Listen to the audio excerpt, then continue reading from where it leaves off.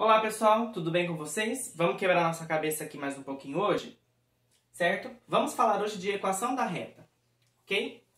Então, uma reta no plano cartesiano, ela tem mais ou menos essa característica, certo? O que mais que a gente pode observar? Nossa reta tem uma inclinação alfa, que a gente já conversou sobre como a gente calcula essa inclinação. E a gente percebe que tem dois pontos que pertencem à reta, o ponto Q, de coordenada x0 e y0, e o ponto P, de coordenada xy, certo? Eu coloquei aqui para a gente poder chegar em um certo lugar, que eu já vou falar com vocês. A gente percebe aqui que no eixo do y, a nossa reta está cortando em um certo ponto H, certo? Isso aqui vai ser importante também.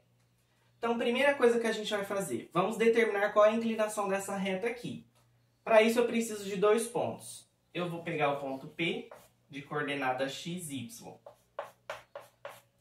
e eu vou pegar o ponto Q, de coordenada x0, y0. Certo? O que eu vou fazer? Eu vou usar aquela fórmula da inclinação para a gente poder chegar numa expressão geral. Certo? Então, a inclinação é igual à variação do y dividido pela variação do x. Certo? Então, vamos trabalhar com isso. A inclinação é igual. Quem é a variação do y? É a variação entre os dois pontos. Então, y menos y0. Dividido pela variação do x. X menos x0. Certo? Vou manipular essa fórmula aqui. Vou trazer o x menos x0 para o primeiro membro. Aqui ele está dividindo, vou trazer ele para cá multiplicando. Então vai ficar m vezes x menos x0, que é igual a y menos y0. Certo? Vou fazer uma troca aqui, eu vou trazer essa parte para o primeiro membro e vou levar essa parte para o segundo membro. Certo? Porque na maior parte dos livros e de apostilas, eles aparecem nos lugares contrários. Certo? Então, só para deixar igual isso daí para quando vocês forem estudar em um outro material. Então, a gente tem y menos y0, que é igual a m vezes x menos x0. Essa aqui é uma expressão geral que nós vamos utilizar para escrever a equação da reta. Certo? Então, a gente percebe que nós precisamos da inclinação da reta e nós vamos precisar de pelo menos um ponto da reta, ok? Um jeito legal de a gente decorar isso daqui seria assim, ó, y menos y0 é igual a m vezes x menos x0. Dá a impressão de que a gente está falando ioiô michô, certo? Usando essa fórmula aqui, a gente vai conseguir escrever a equação da reta de duas maneiras. Tem a forma reduzida, certo? Que eles chamam.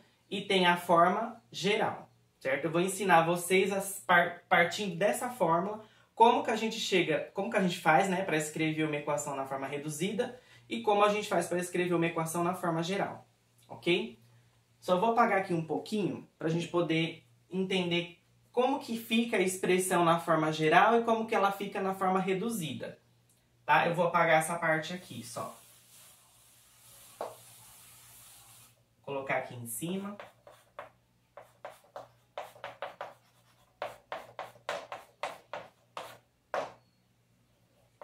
Então, como que ficaria a equação da reta na forma reduzida? Então, eu vou colocar aqui, forma reduzida.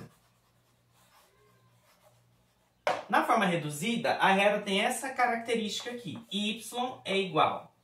Essa característica não, essa carinha aqui. Y é igual a mx mais um h, certo? Onde m é a inclinação da reta, certo? A gente chama ele de coeficiente angular. Ok? Essa é a minha inclinação. E esse h? Na forma reduzida, esse h ele fica bem explícito no gráfico. O H é o ponto que a reta corta o eixo do Y, certo? E a gente chama ele de coeficiente linear da reta. certo? Então, na forma reduzida, nós conseguimos identificar quem é a inclinação e quem é o coeficiente angular, o coeficiente linear, perdão, que é o ponto que a reta intercepta o eixo do y. Ok? Por isso que eu deixei o meu gráfico aqui. Agora, como que fica a nossa equação na forma geral, certo? Então, na forma geral, a nossa equação tem essa carinha aqui.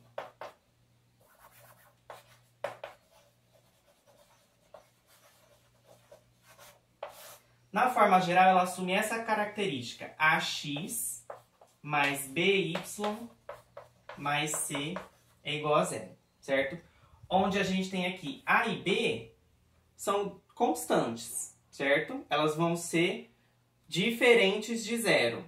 Pode ser positiva e negativa, mas não vai ser zero. Agora, já essa constante C, ela não depende nem de x nem de y. Ela pode ser zero, ok? Pode assumir qualquer valor.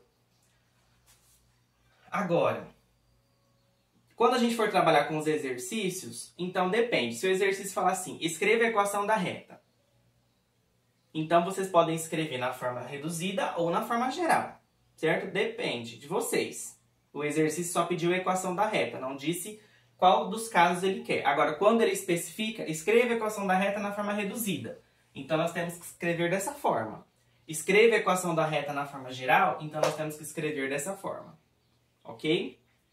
Vamos fazer uma observação, porque tem dois casos aqui em que a gente não precisa usar essa fórmula aqui da equação da forma reduzida nem da forma geral, tá? Quando isso acontece, a gente não precisa usar isso quando acontecer esse caso. Por exemplo, eu tenho meu eixo XY, eu tenho uma reta que é paralela ao eixo do X. Ela está cortando o eixo do Y num certo K, certo? A gente viu nas observações anteriores que quando a reta ela é paralela a X, a inclinação dela vale zero, não tem inclinação. Se não tem inclinação, não tem um valor que acompanha o x. É zero. Zero vezes x vai ser zero. Então, ficaria assim, y é igual a zero vezes x mais o k, no caso, o nosso h, é o ponto que a reta corta o eixo do y. No caso aqui, o meu k está cortando. Então, só vou trocar pela letra k. Então, y é igual a 0 vezes x, 0, sobrou o quê? K. Então, quando a gente tem uma reta paralela ao eixo do x, por exemplo, vamos supor que ela está passando aqui no ponto 5.